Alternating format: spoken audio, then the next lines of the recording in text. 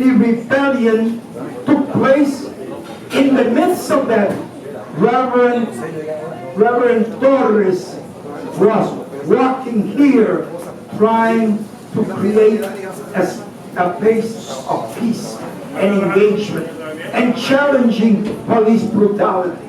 He was in Selma, Alabama when Martin Luther King, the only Puerto Rican and the only Latino in Selma, Alabama. So I stand on the shoulders of great men and women. The other one, obviously there's so many women have been part of this work, but some of you got to meet my mother, who was an amazing woman, Andrea Amita. Some of you got to meet Pipo Josefina Rodriguez, who was an amazing part of this work. Some of you remember Irma Romero.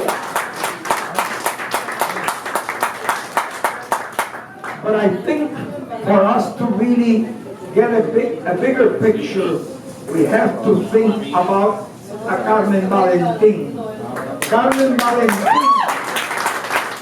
was the protagonist that really led to the building of Roberto Clemente High School.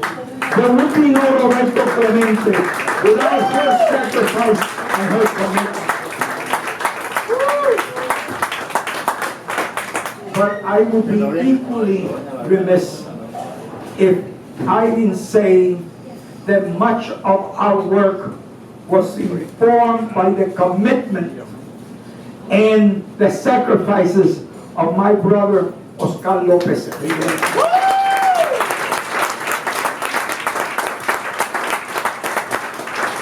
So when I talk about Teresa Roldan affordable housing, when we look at the affordable housing of Pedro Albizu Campos residents, when we look at the affordable housing of the Estancia on the corner of Division in California, when we look at Paseo Boricua Arts Building, all of that, my brother started that.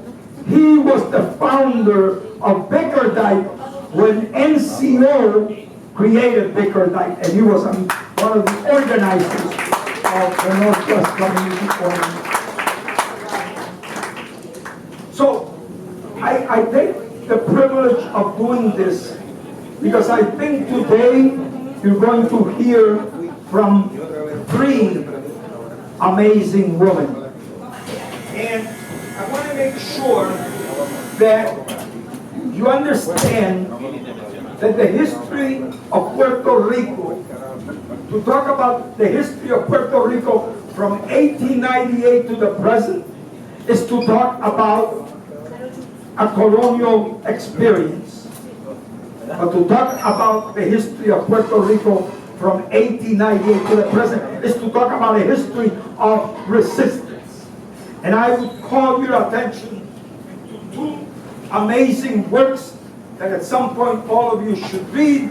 One by Chepa Radadici, Sentencia Impuesta, 122 años de encarcelamientos por la independencia de Puerto Rico.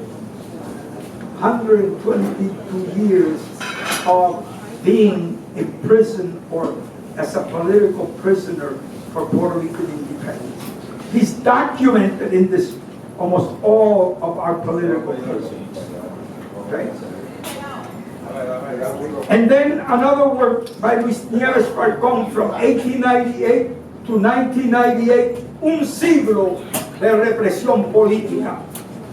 And I want to acknowledge these two works because I think that the work that Digitizing the Barrio and our archives are doing is to be able to collect the history, the untold story, the missing pages of Puerto Rican Chicago,